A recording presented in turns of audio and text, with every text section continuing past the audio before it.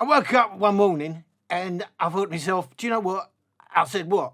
And then I said, if only somebody could come out with a speaker that had a 700 hertz peak. I don't know why they don't do it more. And do you know what?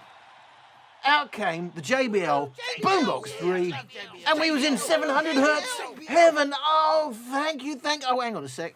It turned out it wasn't such a good idea. It's not a bad idea if you're playing at low volume, but when you get above 50%, you start pushing those volumes, it can get a bit harsh. Who would have thought? A bit of a 700 hertz. Oh, it turned out to be a bit of an ear screech. But hey ho, it goes louder because of the mids push than the JBL Boombox 2. Did you know the JBL Boombox 2 is the prequel to the Boombox 3? Now, here's the thing. You said, oh, how could it be fixed in firmware? Well, I said, I don't work for JBL. I got no idea. And do you know what? I woke up in the morning and it said current software 0270. I thought, that's catchy.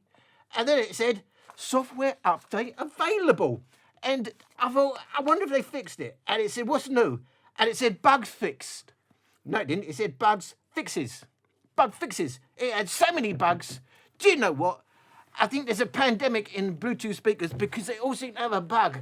I can't hear nothing, but honestly, apparently they've all got bugs. I don't know why, but hey, it's not bugging me.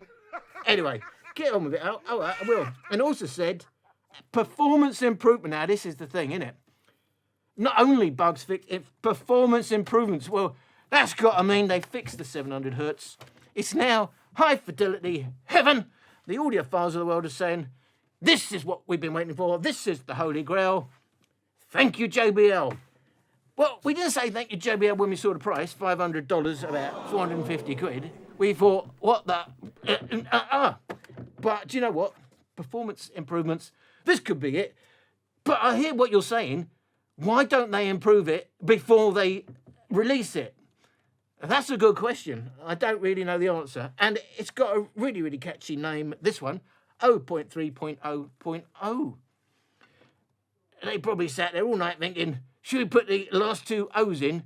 And then someone said, we've got to have the O, because without the O, how can you have the free? It will just be free. And then you'll think, oh, we've lost loads of folk. I don't know. I am rabbiting a bit. All you will know is, has the sound changed? As you know, I measure it before, I measure it after. The speaker doesn't move, the mics don't move, nothing moves. It's as rigid a test as I can do.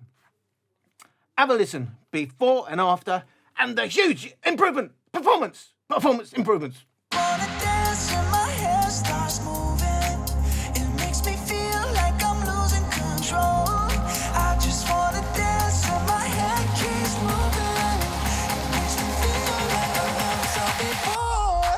Just wanna da da da da da da da da da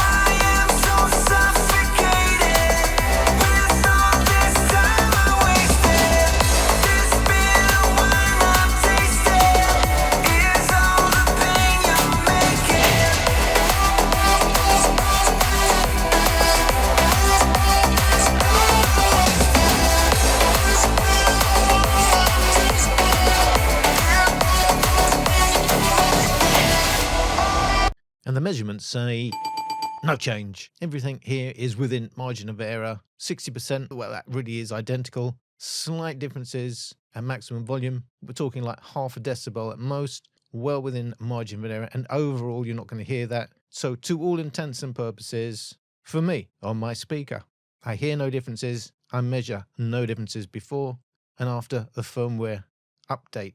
Well, do you know? It doesn't seem to be any change. I didn't hear any change personally. I didn't measure any change.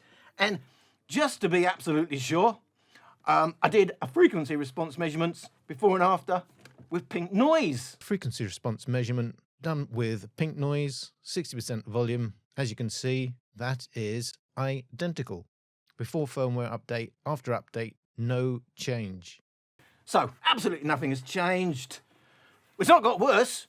Hallelujah, JBL, they've suddenly got their act. Oh no, well, what was the point? What was the point? But you know, you've been all over my channel and you've been saying, oh, and I said, what? And you said, oh, it's so much smoother now, it's got so much more bass. I would say 9 out of 10 of you have said, you got more bass, it sounds more hi-fi, you really, really like it now, the harshness has gone.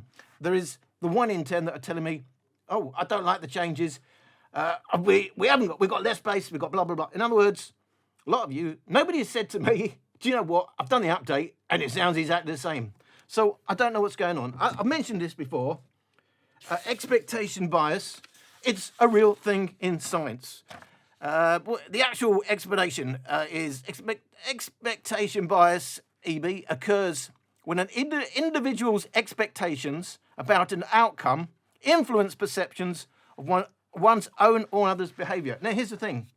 It's a real thing because they've put in performance improvements. That already is going to have an element of expectation bias, that you're expecting it to be better, placebo and all that. Some people will just say it's better. You've got one speaker. Now, some of you may have 2 boomboxes, but I've not heard of anyone at the moment that has 2 boomboxes, and you've updated one. If you're one of these people that got 2 boomboxes, you've updated one, and you've done an A-B between them, do you hear the differences?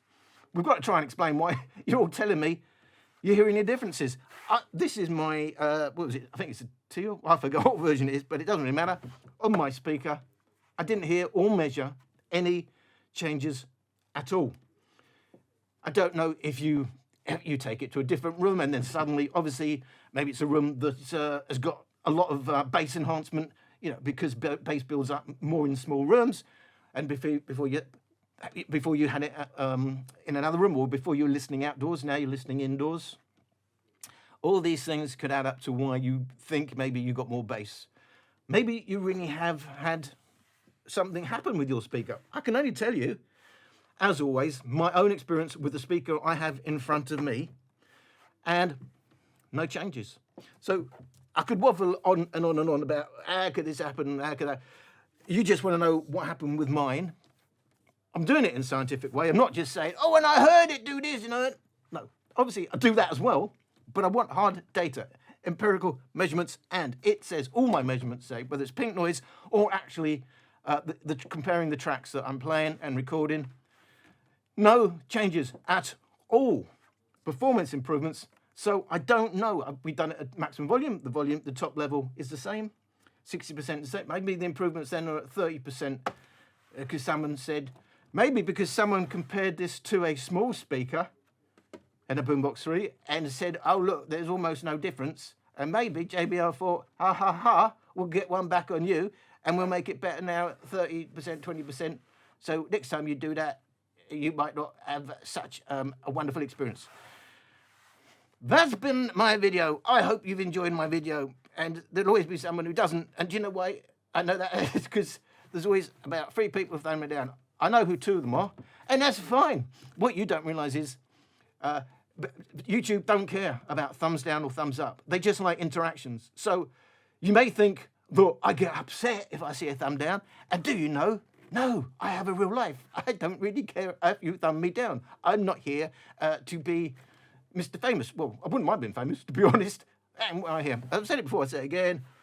I like having a little drink, sit down, have a chill, and I like YouTubing. It's as simple as that.